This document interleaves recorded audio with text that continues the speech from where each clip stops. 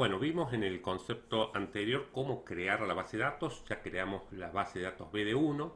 Vimos cómo crear una tabla, ¿sí? Que vimos tanto crearla con el create tabla como borrarla con el drop tabla.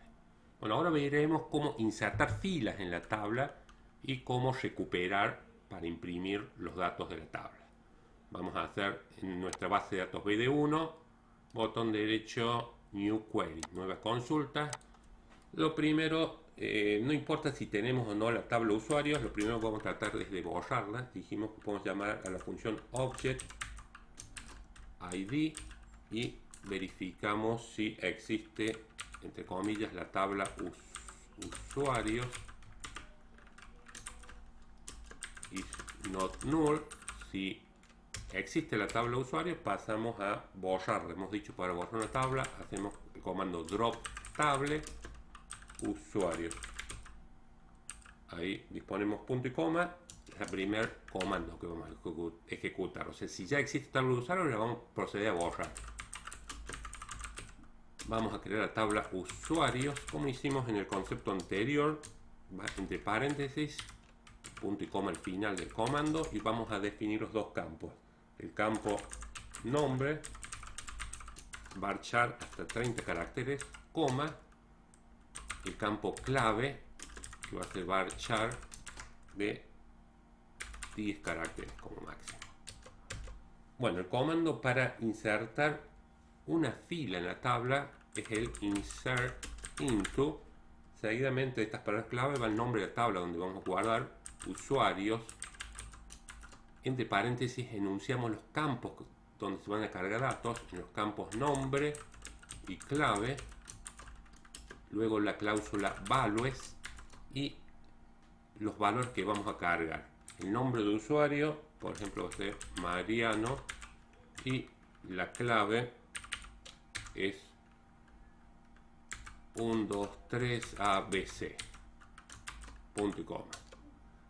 Esa es la sintaxis para insertar una fila en la tabla, ¿sí? Insert into usuarios, entre paréntesis los dos nombres de campos que se van a cargar, y en el mismo orden, después de la cláusula values, indicamos Mariano, entre simples comillas debe ir porque es de tipo varchar el campo, el nombre se va a guardar, y 1, 2, 3 ABC va a ser la clave para dicho usuario. Para recuperar todos los registros que tiene la tabla, tenemos el comando select, disponemos un asterisco para que recupere todas las columnas, la cláusula from y seguidamente el nombre de la tabla, usuarios. Podemos ejecutar, y cuando ejecutemos tenemos en cuenta, primero, si ya existe la tabla usuarios, va a proceder a borrarla, crearla con esta estructura, insertar una fila y mostrarla. Y como vemos, ahí tenemos la ejecución. Se ha cargado la fila, hay una sola fila, probemos de cargar una segunda fila.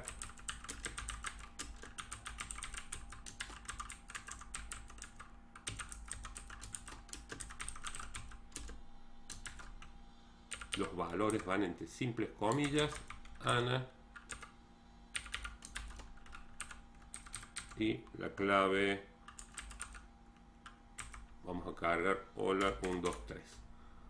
Bueno, y si nuevamente imprimimos todas, nuevamente le decimos que imprima todas las filas de la tabla de usuarios, y como vemos, el segundo select, el comando select, ha hecho la impresión de las dos filas.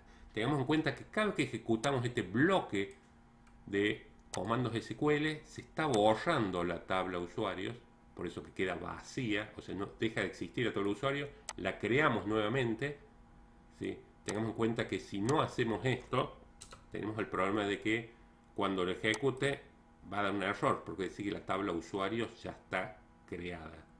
Entonces no voy a poder pasar a insertar. Entonces, para las prácticas, siempre que estemos haciendo nuestros ejercicios, primero, si ya existe la tabla, la borraremos, la crearemos, insertaremos datos, y en este caso estamos insertando y mostrando la información. Así, cada insert que ejecutemos se va a insertar una nueva fila. Normalmente esto en una situación real no se la va a estar borrando todas las veces ni creándola todas las veces. Esta actividad se hará una sola vez y después nuestra aplicación empezará a hacer inserciones y recuperaciones con el comando select. Entonces, ¿qué debe quedar claro en este video?